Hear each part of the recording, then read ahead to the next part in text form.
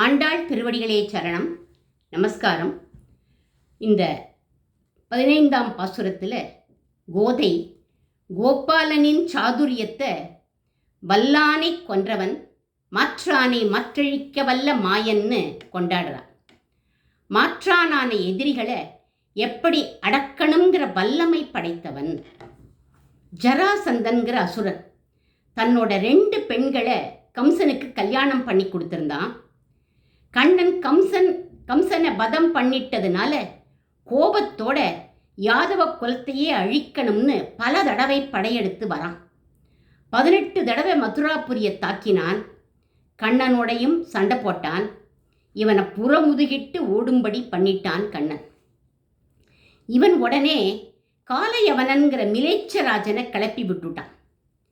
இவன் மிலேச்ச படையோட வந்து மதுராபுரியை தாக்கினான். இவனுக்கு கண்ணனால் சாவு கிடையாது. ஏன்னா இவனுடைய அப்பா பரமசிவன்கிட்டேந்து ஒரு வரம் வாங்கியிருந்தார். யதுகுலத்தில் பிறந்தவா யாருமே இவாளை கொல்லக்கூடாதுன்னு. அந்த தைரியத்தில் தான் இந்த காலயவனன் கண்ணன்கிட்ட சண்டைக்கு வரான். மதுராபுரியில் இருக்கிற யாதவ ஜனங்கள் இவாளால் ரொம்ப கஷ்டப்படுறாளேன்னு நினச்சி கண்ணன் விஸ்வகர்மாவை கூப்பிட்டு துவாரகாங்கிற நகரத்தை நிர்மாணம் பண்ண சொன்னான். எல்லா யாதவ ஜனங்களையும் துவாரகையில் குடியேறும்படி பண்ணிட்டான். இப்போ காலயவனனோட சண்டைக்கு வர்றது போல வந்து அவனுக்கு பயந்து ஓடுறது போல ஓடுறான் கண்ணன். ஏன்னா பரமசிவனார் கொடுத்த வரத்துக்கு மரியாதை கொடுக்கணுங்கிறதுக்காக. காலயவனன் இப்போ கண்ணனை துரத்திண்டே வரான். ஒரு குகைக்குள்ளே போனான். அங்கே முசுகுந்தருங்கிற யோகீஸ்வரர் படுத்துட்டு தூங்கின்னு இருக்கார். அவர் மேலே தன்னுடைய வஸ்திரத்தை போத்திட்டு ஒரு ஓரமாக ஒளிஞ்சு நின்னான் கண்ணன். காலையவனன் குகைக்குள்ளே வந்தான். இங்கே வந்து படுத்துட்டு இருக்கியாடா அப்படின்னு சொல்லி கோபத்தோட முசுகுந்தரை ஒரு உதவிட்டான். யார் உதச்சான்னு முசுகுந்தர் கண்ணை திறந்து பார்த்த எதிர்ப்புற நின்ன காலையவனன் பொசுங்கி சாம்பலா போயிட்டான். ஏன்? முசுகுந்தர் ஒரு மகாராஜா. அடிக்கடி தேவர்களுக்கு சண்டையில் உதவி பண்ணுவார். ஒரு தடவை உதவி பண்ணதும் தேவேந்திரன் என்ன வரம் வேணுமோ கேளுங்கோ அப்படின்னான். எனக்கு வரமெல்லாம் வேண்டாம், ரொம்ப டயர்டாக இருக்குது, நான் தூங்கணும், என்னை யாரும் டிஸ்டர்ப் பண்ணக்கூடாது அப்படின்னார்.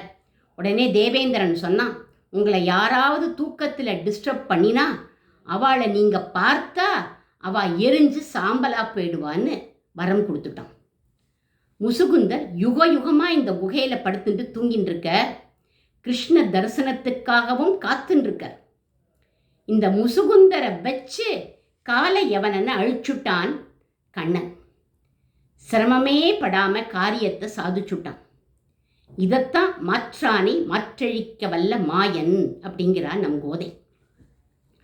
முசுகுந்தருக்கு இப்போ அவர் ஆசைப்பட்ட கிருஷ்ண தரிசனமும் கிடைச்சுடுத்து. முசுகுந்தர் கிருஷ்ணரை வணங்கி உமக்கு பாத சேவை பண்ணணும் அப்படின்னு விண்ணப்பிச்சுண்டார். பத்ரிகாசிரமம் போய் அங்கே பத்ரி நாராயணனுக்கு பாத சேவனம் பண்ணுங்கோ அப்படின்னு விட்டான். நாராயண பாத சேவை கிடைச்சாலும் கிடைக்கும், கிருஷ்ண பாத சேவை துர்லபம். அது நம்ம கோதை நாச்சியாருக்கு தான். இந்த இடத்துல நம் கோதை பிராட்டி எதிர்காலத்தில் வரப்போகிற கல்கி அவதாரத்தை இங்கே சூச்சிப்பிக்கிறாள்னு சொல்வார்கள்.